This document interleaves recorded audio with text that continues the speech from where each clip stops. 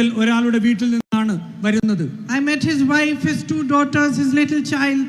ഞാൻ അദ്ദേഹത്തിന്റെ ഭാര്യയെ, അദ്ദേഹത്തിന്റെ 2 പെൺമക്കളെ, ഒരു കുട്ടിയെ ഉൾപ്പെടെ കണ്ടിട്ടാണ് വരുന്നത്. Looking helpless, asking me, what are we going to do now? നിസ്സഹായതയോടുകൂടി അവരെന്നോട് ചോദിക്കുകയായിരുന്നു, നിങ്ങൾ ഇനി എന്താണ് ചെയ്യാൻ പോകുന്നത്? And yet nobody tries to give you a concrete solution. പക്ഷേ അപ്പോഴും നിങ്ങൾക്ക് ഒരു പെർമനന്റ് സൊല്യൂഷൻ ഇതിനകത്ത് തരാൻ ആരും തയ്യാറാവുന്നില്ല.